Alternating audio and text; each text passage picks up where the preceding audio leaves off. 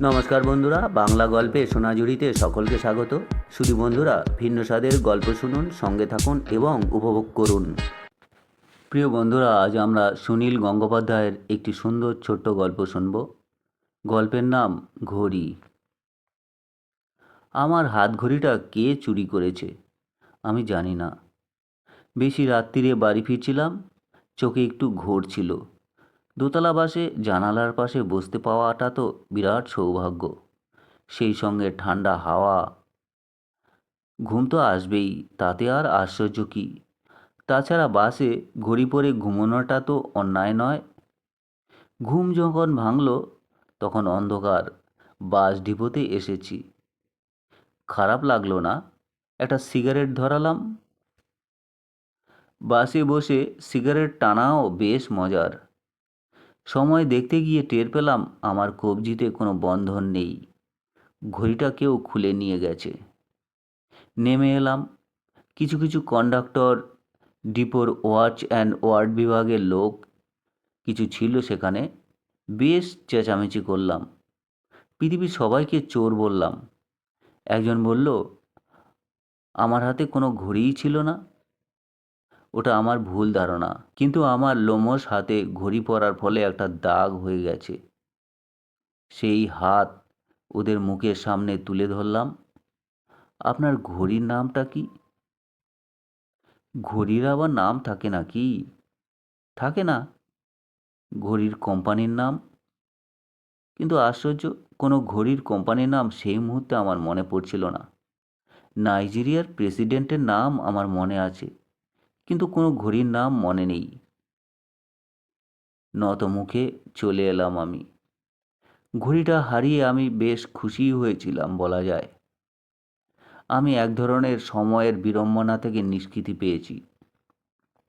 শরীর মন সবই এখন হালকা। তবে রাস্তাঘাটে অন্য কারুর হাতে ঘড়ি দেখলেই আমি আর চোখে তাকাই। এদের যে কেউ একজন আমার হাতঘড়িটা পড়েছে হয়তো। হয়তো সবাই চোর নয়, কিন্তু চোরাই জিনিস সেকেন্ড হ্যান্ড কিনতে তো আর কারো আটকায় না। আমি মনে মনে বলি, বুঝবে মজা। আমার ঘড়ি হাতে দেওয়ার ফলে তোমাকে চরকিবাজিতে ঘোরাবে।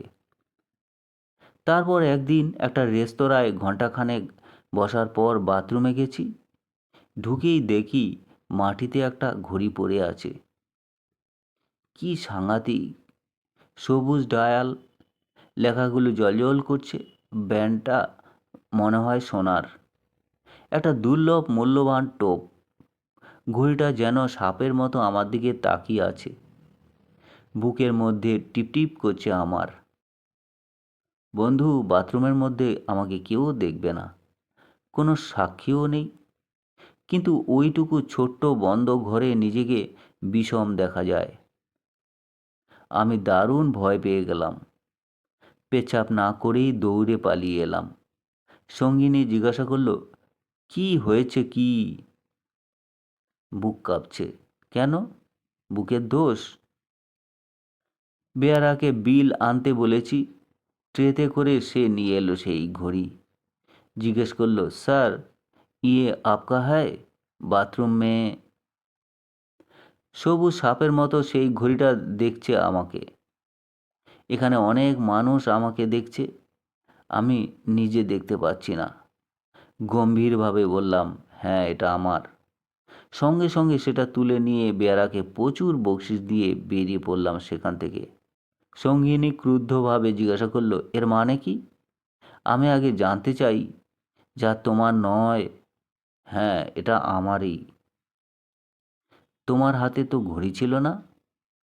এই ঘড়িটা আমার নয়, কিন্তু এ আমার জন্য দুঃসময় নিয়ে এসেছে। ঘড়িটা আমি অত্যন্ত জোরে ফুটপাতে আছড়ে ফেললাম। টুকরো টুকরো হয়ে সেটা ছিটকে ছড়িয়ে পড়ল।